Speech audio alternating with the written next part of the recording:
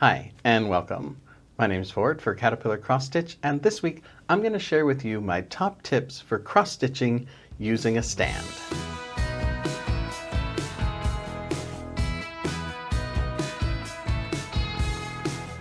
Now, there are a lot of reasons that you might use a stand for stitching, and there are a few different ones. There are floor stands, and there are table stands, and there are lap stands.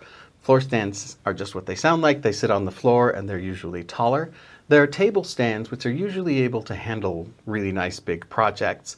And then there are lap stands, which are usually a little smaller and more portable.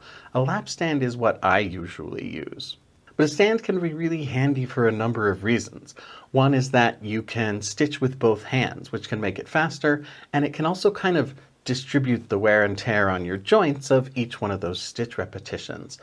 It also means that you don't have to hold your project, and for me, a lot of the discomfort from stitching actually comes from hanging on to my project, not from the stitching. So it completely eliminates that. It also makes it so that you're less likely to drop things on it or spill things on it, and it holds the project more steady. So if you're doing things like process videos to post on social media or whatever, the stand is an absolutely essential accessory for that. So that's really handy as well. It's also nice to just be able to, if you're using a table stand or a floor stand, to just be able to get up and walk away from your project and come back and have it be exactly how you left it. I want to take just a second right now to remind you to go join the Caterpillar Cross Stitch Stitch Club email. As soon as you sign up, you'll get a download with an ebook with 8 free PDF cross stitch patterns in it, plus a 9th pattern, a year-long tracker pattern. That can be a mood tracker, temperature tracker, whatever. It's a really fun little project. You'll also get our top 10 cross-stitching tips, and you'll get advance notice of any upcoming Caterpillar projects.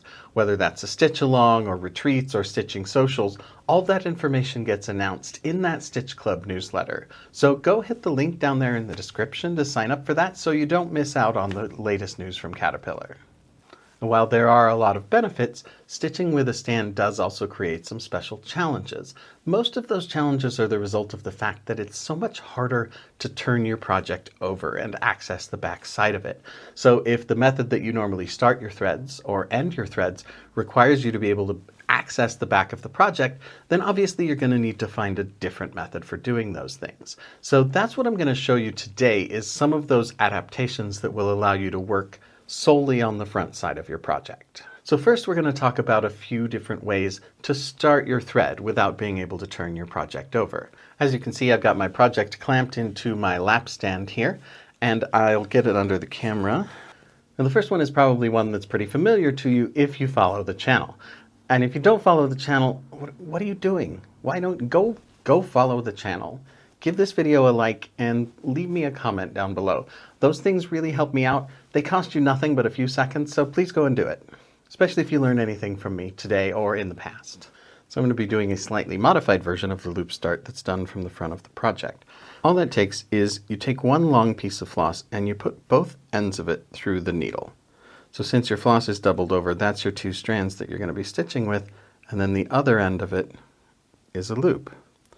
So then we're going to stick the needle in through the surface of the fabric.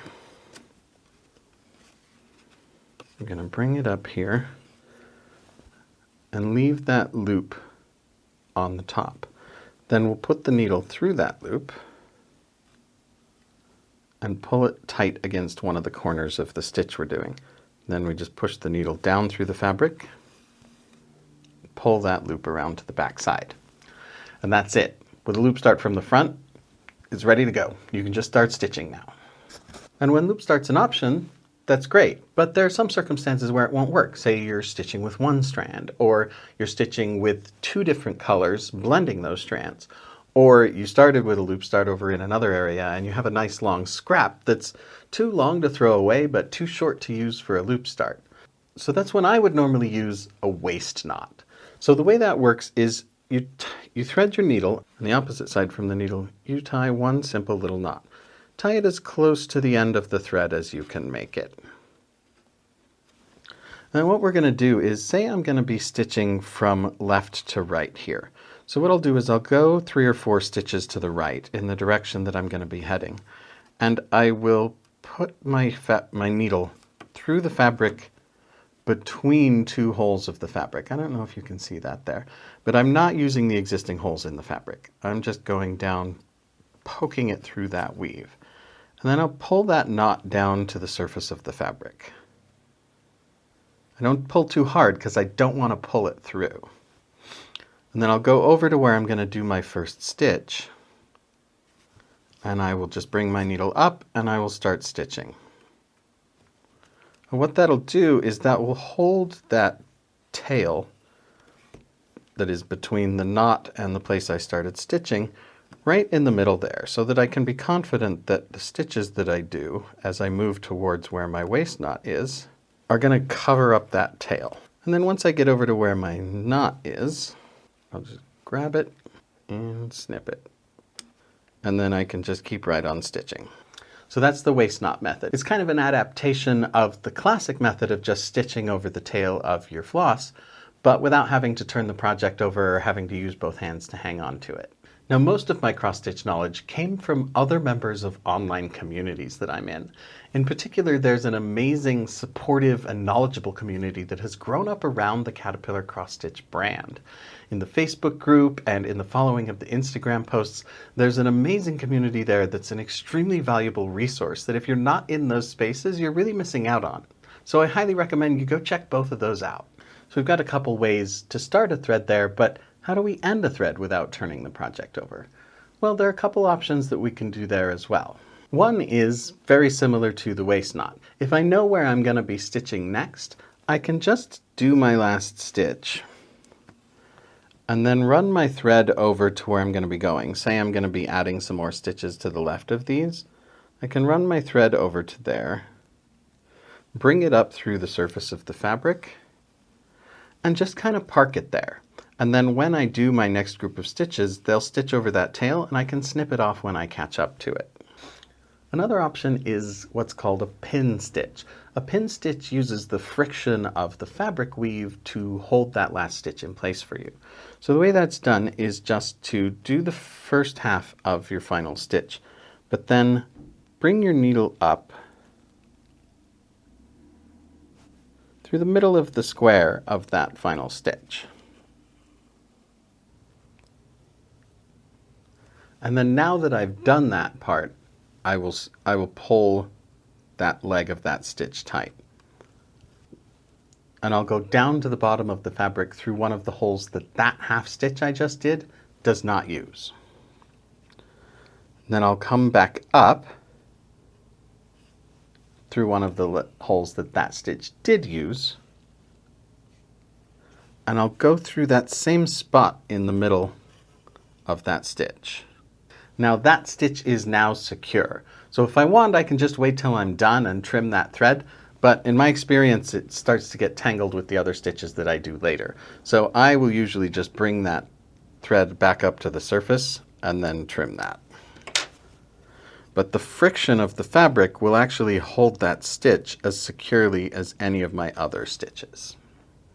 Another thing that I do different when I'm using a stand is that I always use the one stroke method.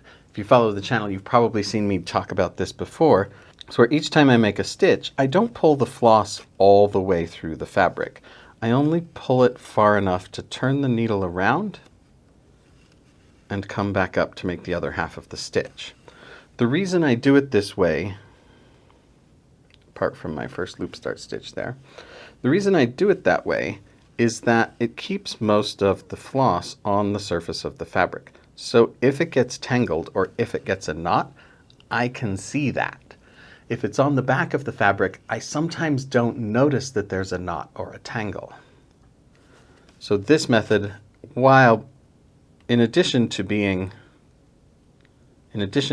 visible so that I don't wind up with invisible tangles and knots, is faster for me. This also enables you to use a double-sided needle, which is kind of a specialty needle. It's longer, and then it has the eye in the middle, so you can just go down and straight back up. It's really easy to find where you were. They are a little bit fragile, so if you're hard on needles, you probably don't want to use those, but they're lightning fast, and the floss tangles up a lot less because you're not turning it and twisting it all the time. You're just moving it right to the next spot. It's really, really nice. I was going to show you, but I can't find any of mine. But this also allows you to stitch with both hands. It can be a lot faster. If you don't want to spend the money on those double-line needles, you can also actually just stick the needle back through the surface eye first. It actually is fine. That's fast and easy to find the spot, and again, it will tangle less because you're not twisting it every time. So those are a few of my top tips for how to deal with the special challenges that come with using a stand, whether it's a floor stand, a table stand, or a lap stand like mine. It opens up a lot of great new venues and great new opportunities when it comes to stitching, so it's definitely something that's worth checking out. They're also pretty frequently found at thrift stores and yard sales, or whatever those are called in your area, stoop sale, garage sale, tag sale, whatever else you call them. So that's a really, really nice thing too, is that those are actually quite plentiful on the secondary market. What about you? Do you have some tips that might benefit other first-time stand users? Leave it in the comment. Maybe you'll be able to help somebody out. I do want to thank you so much for watching. Don't forget to like and subscribe. For Caterpillar Cross Stitch, this is Ford, and I'll see you next week.